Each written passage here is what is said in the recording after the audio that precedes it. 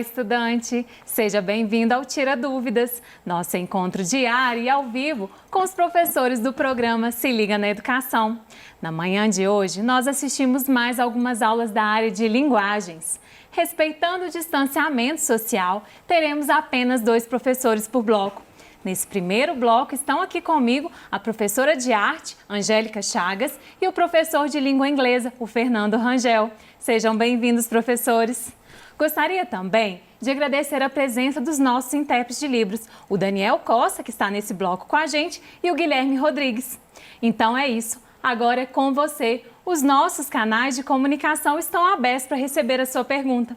É só ligar no nosso telefone fixo 31 3254 3009 ou enviar uma mensagem para o nosso WhatsApp no número 31 98295 2794. Não se esqueça de falar seu nome, cidade, escola e o ano que você estuda. Vamos ficar muito felizes de responder ao vivo a sua pergunta. Lembrando que a programação completa do Se Liga na Educação está no nosso site, no endereço que está aparecendo na sua tela. Antes de relembrarmos os temas das aulas, eu tenho um recado para você, estudante. Estamos entrando em uma etapa importante para a construção do novo ensino médio.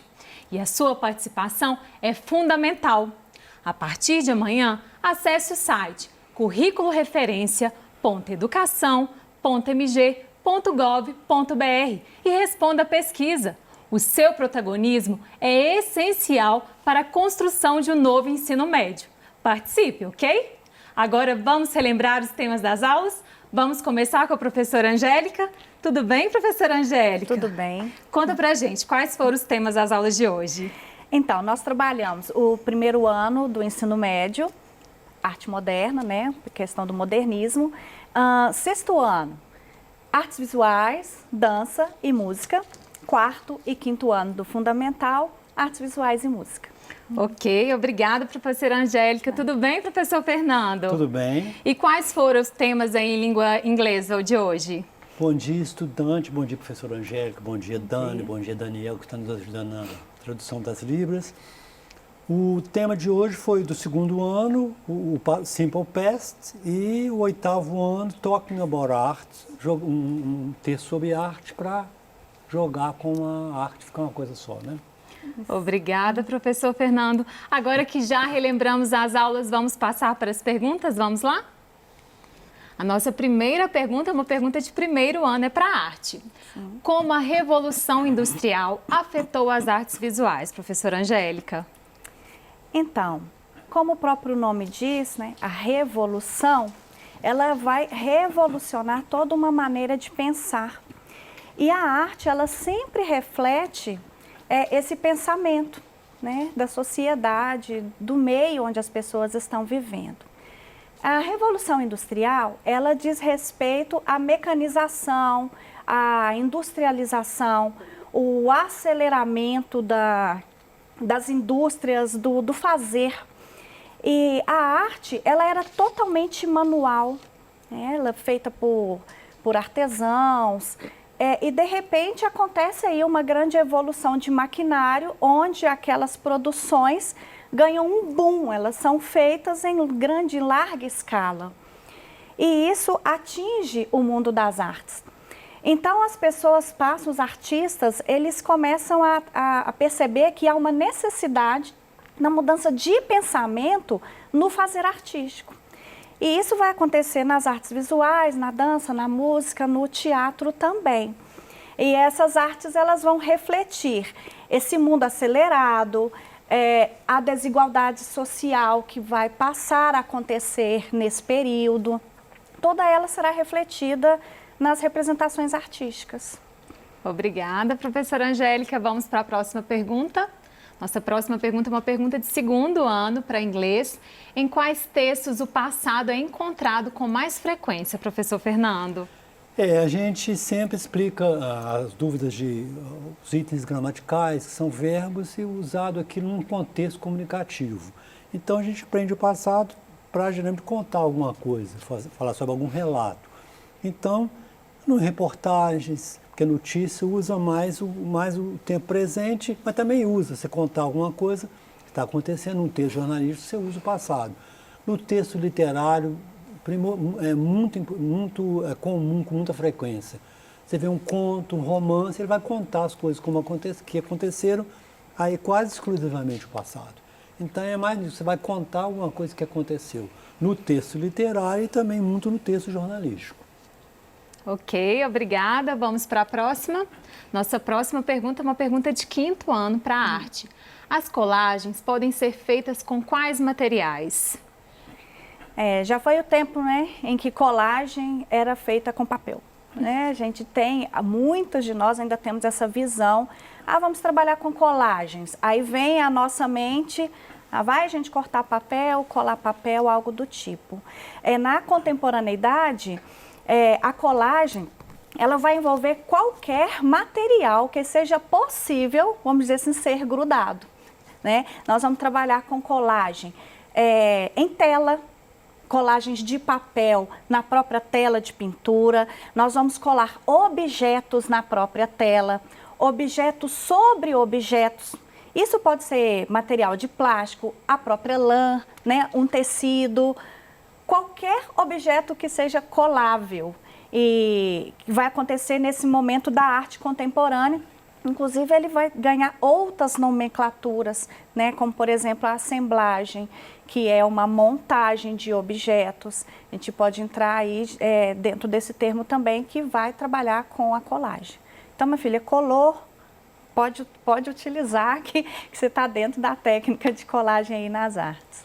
Obrigada. Ok, vamos para a próxima. Uma pergunta de 8º ano para a língua inglesa. Explique a relação entre língua e cultura. Sim, uma relação muito forte. Eu sempre vi na minha prática pedagógica, a vida inteira eu vi isso. Você aprende uma língua para você ter acesso àquela literatura, artistas. A gente está falando de arte hoje, então você ter acesso à arte usada para aquelas pessoas que falam. E o currículo Referência de Minas traz isso, essa dimensão intercultural. Então aqui ganha uma força essa ideia no currículo de Minas. Quer dizer, aquela língua que está a favor, que está a serviço de uma cultura. Você tem o inglês britânico, tem a cultura britânica, tem a literatura britânica, australiana e os outros vários ingleses. Então ela é muito importante trazer esses textos literários, trazer filme, músicas. Então você tem acesso. Estudar a língua, saber que falar as coisas de outro jeito, mas você ter acesso é importantíssimo. Uma relação muito estreita da língua com a cultura. Ok, obrigada. Vamos para a próxima. Nossa próxima pergunta é para a arte. Não entendi a diferença entre naturalismo e realismo, professora Angélica. Os dois termos são bem semelhantes mesmo, né? Eles têm mais características comuns do que as incomuns, né? Ambos vão retratar o cotidiano das pessoas, ambos os movimentos serão contra os princípios, as características do romantismo, mas o naturalismo nós podemos pensar como uma arte que imita a fotografia, né? Ela vai transmitir uma mensagem sem subjetividade. Tá, fotografei um objeto, vou colocar objeto não, uma paisagem. E ali naquela paisagem tem umas pessoas pescando. Ok, simplesmente isso. O realismo não. O realismo, ele já vai demonstrar o que está por detrás daquela imagem. Mas por que aquele cara está pescando?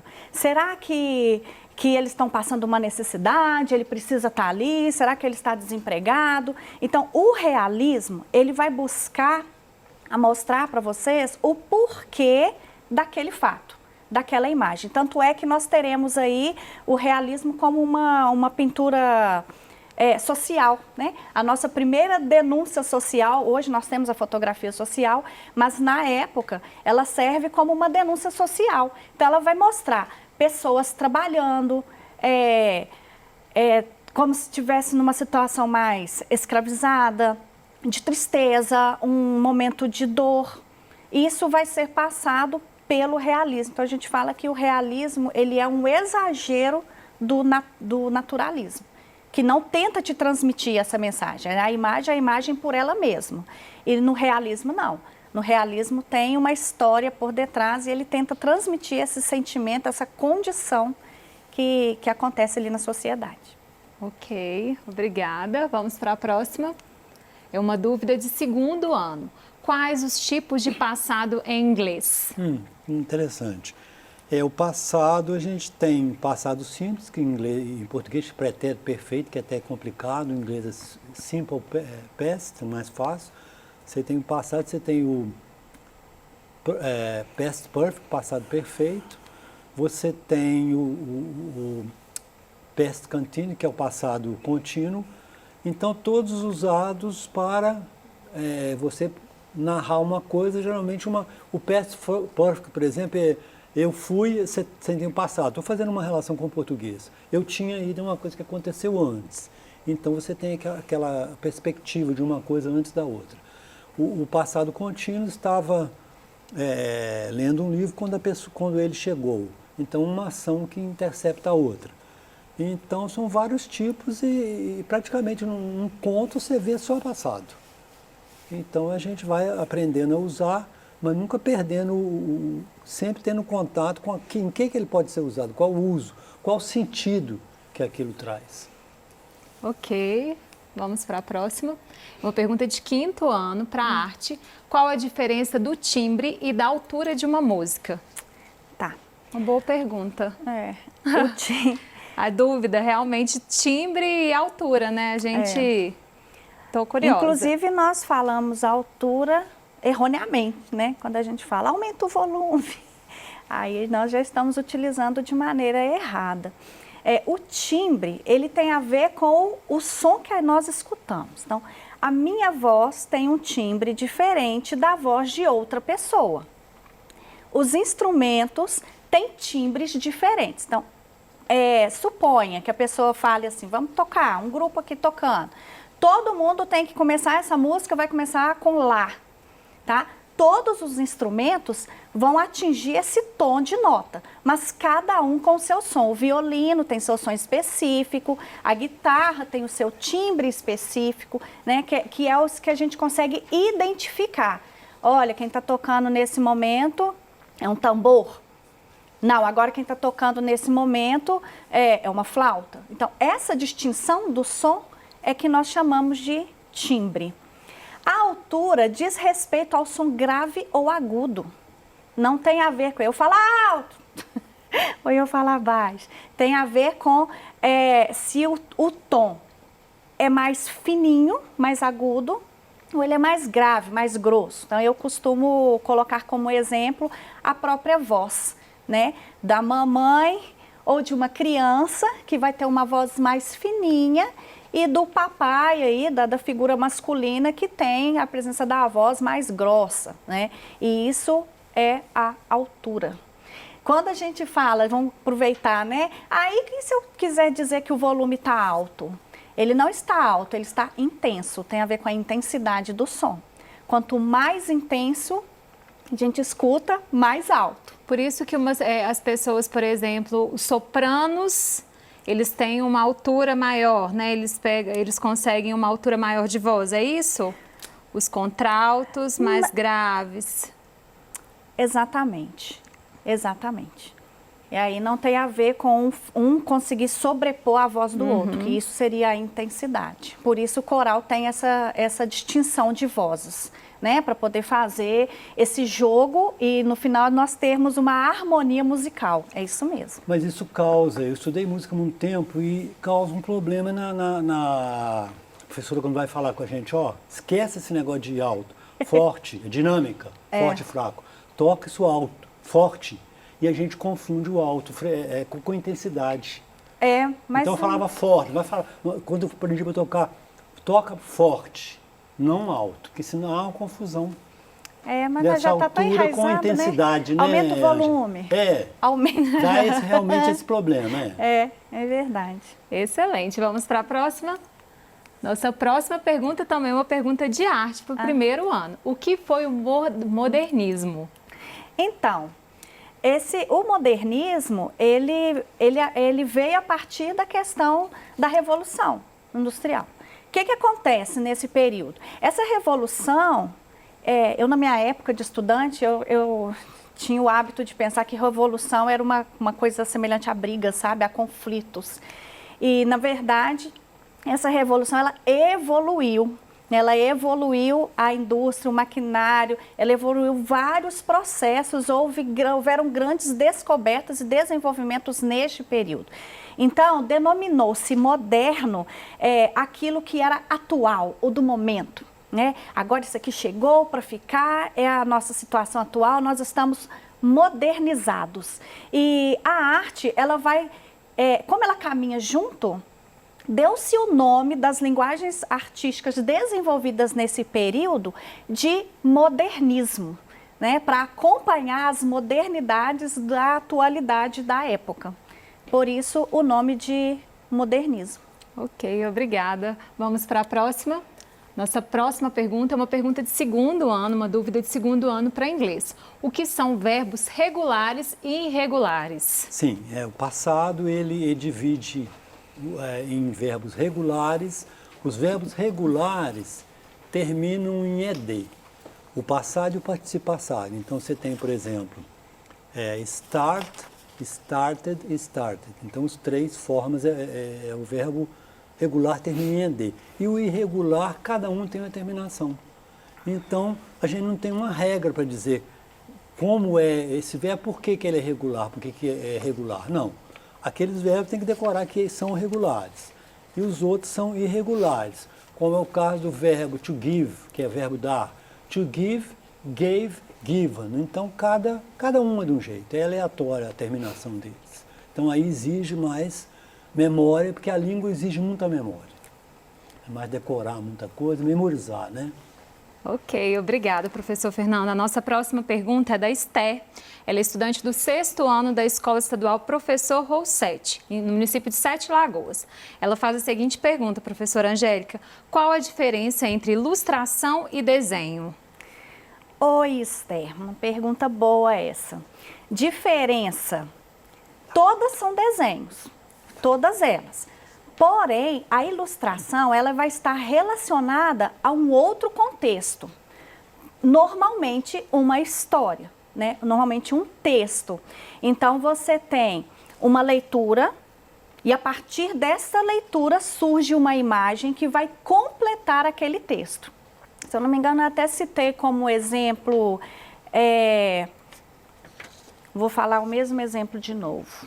Daqueles papeizinhos que vêm dentro das embalagens, que nos ensina a montar um brinquedo, por exemplo, é um desenho ilustrativo, porque ele está relacionado à montagem de algo que está próximo de você.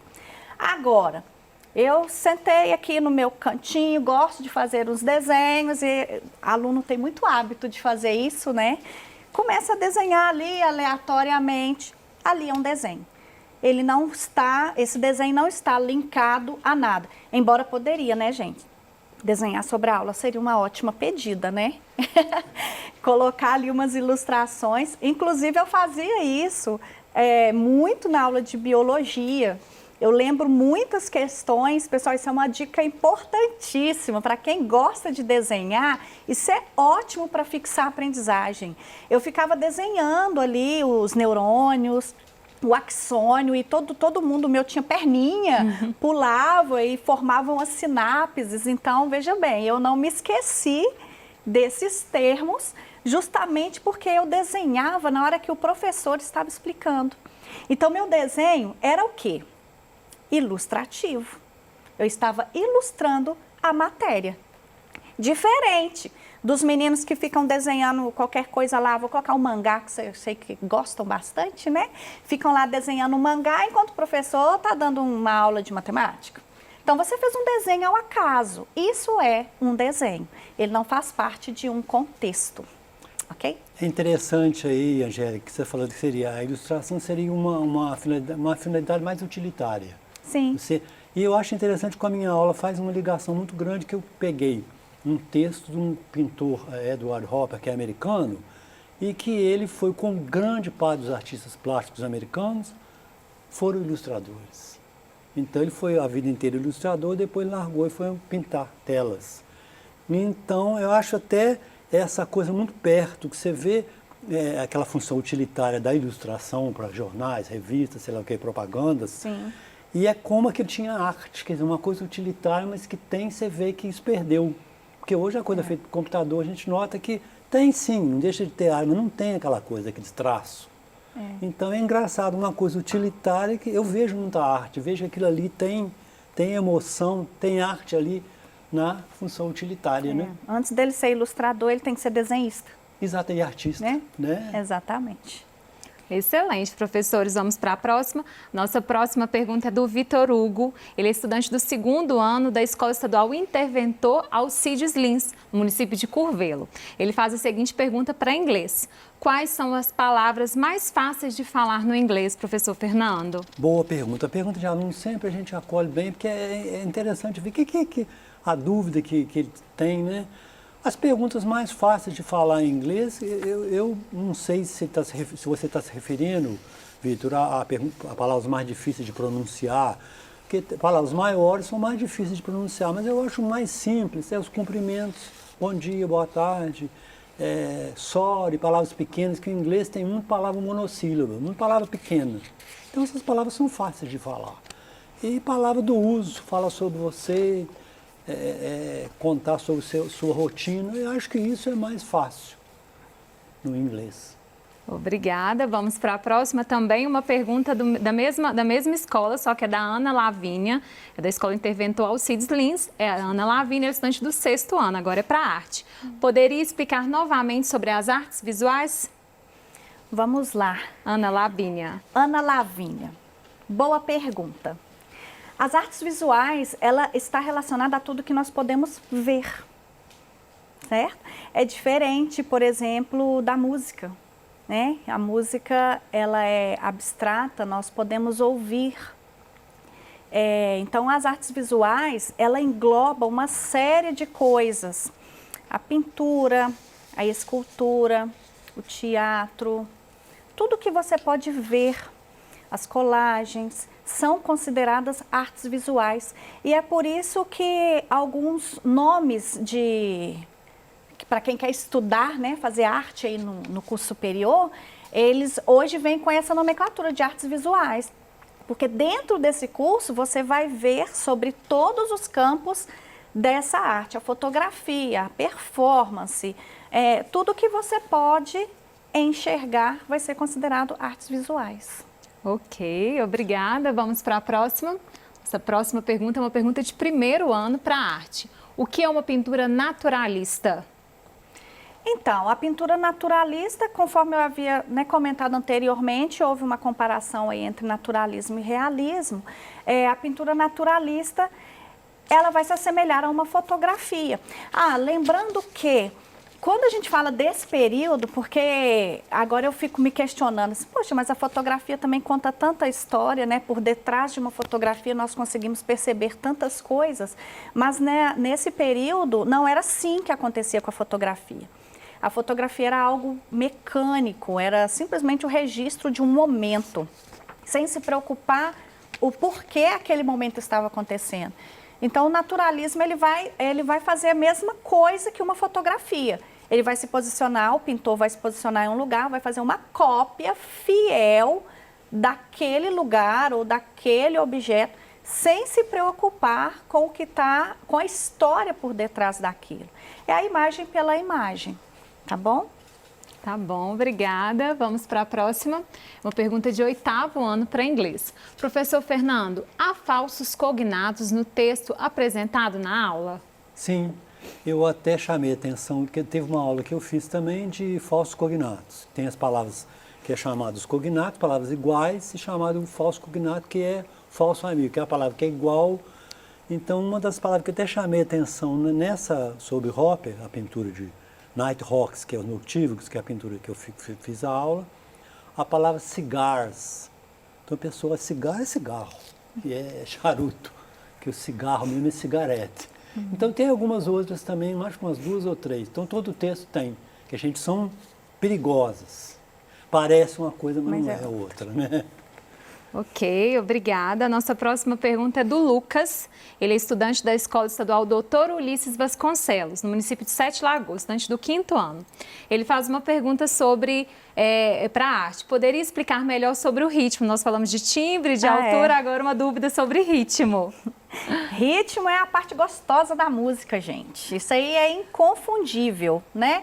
O ritmo é a pulsação, é o que marca a parte forte e fraca da música. Eu costumo dizer que ritmo é aquilo que a gente faz com o nosso pé, principalmente quando a música nos agrada, né? Você está ouvindo a musiquinha, o pezinho começa a bater, tem gente que bate a mãozinha aqui assim, tem gente que balança a cabecinha assim, né? Essa pulsação, ela é o que marca o ritmo de uma música. Vocês devem conhecer muito o ritmo aí, por exemplo, assim, do funk, né? Vocês vivem... Então, vocês estão fazendo ali um ritmo que vocês já conhecem bem. E o ritmo, ele é muito variável, muito mesmo. Aí a gente precisava ter uma aula exclusiva de música para que eu pudesse compartilhar com vocês ritmos diferentes, certo? Entendido, né, Lucas? Vamos para a próxima. Nossa próxima pergunta é uma dúvida de 2º ano para inglês. Há alguma regra para saber se um verbo é irregular ou regular, professor Fernando? Essa foi o que eu terminei de responder uma outra pergunta, que uns são regulares e terminam em ED, os outros cada um tem de um jeito. Infelizmente, não há uma regra, porque aí seria fácil, né? Os verbos assim são regulares. Não, esse verbo é regular porque é, o outro é irregular porque é. Então, você tem que memorizar na lição. Verbos regulares terminam em ED, esse, aquilo. Então, você vê um verbo novo, por exemplo, eu vejo um verbo novo numa coisa que eu acabei de ler agora. Então, para mim saber se o verbo é regular ou irregular, eu não sei como. Só o dicionário que vai, a gramática que vai dizer. Então, não tem uma regra para saber, não. Ok, entendido, né? Vamos para a próxima. Também uma pergunta pré-inglesa, uma pergunta de 2º ano. Fale sobre os auxiliares que são utilizados no passado. Os auxiliares é o que complica o inglês, porque a parte verbal em inglês é extremamente simples, eles não têm tempo subjuntivo, é tudo muito fácil. Então, verbo em inglês é a facilidade, né? Agora, tem coisas que complicam, por exemplo, igual você tem no presente simples, você tem o auxiliar do e does, no passado você tem o auxiliar did, que é usado na parte negativa, na forma negativa e na forma interrogativa. Então, para negar no passado ou para perguntar, você vai usar o auxiliar did, que é o mais importante. Ok, vamos para a próxima. Nossa próxima pergunta é uma pergunta de 1º ano. A música considerada romântica nesse período fala de amor, professora Angélica? Ai, me desculpa. Fala sim. Nós podemos dizer assim que o romantismo, ele vai abordar a questão do sentimento, né? E amor está envolvido com a parte do sentimento. A arte, nesse período do romantismo, ele vai representar não só coisas belas, tá? Aquela do príncipe encantado, do amor da minha vida, enfim. Mas ele vai representar ali um momento de tristeza também, um momento de raiva também, isso com muito exagero. E a música no romantismo, ela vai apresentar isso também, principalmente na ópera. Então, eu estou falando da ópera porque eu acredito que essa pergunta está relacionada com o cantar, né? Porque era muito comum a música instrumental, a música no piano, no tempo do romantismo. Mas há também a ópera, e essa ópera ela vai ser romantizada. Então, acontece sim. Mas nem tudo é o mar de rosas não, tá? Agora, é interessante aí, professora, que o romantismo seria o sentimentalismo, as emoções mais fortes, né? E eu acho interessante nessa parte como a nossa área assim, fica estreita, os laços ficam estreitos. Porque você vê, é texto. Então, a música é um texto. A música clássica, então, você vê que coisa, que aquela progressão temática, que aquele texto e a própria pintura. Então, como é que o texto, na arte, eu vejo assim, isso com uma clareza enorme. Eu acho que o texto, você pega, igual você falou do romantismo, Você escutar uma música romântica, ver um texto de um escritor romântico e ver uma pintura romântica, aquilo fecha. Porque é uma expressão do homem em determinada época da história, né? É verdade. Ok, obrigada, professores. Vamos fazer aquele pequeno intervalo. Aproveite e participe do Tira Dúvidas de Linguagens, que no próximo bloco contará com a participação do professor André Souza de Arte e da professora Angélica, que continua com a gente. Eu agradeço a presença do professor Fernando e você, estudante, continue mandando suas dúvidas no nosso telefone fixo ou enviando uma mensagem para o nosso WhatsApp. Estamos esperando a sua participação. Até já!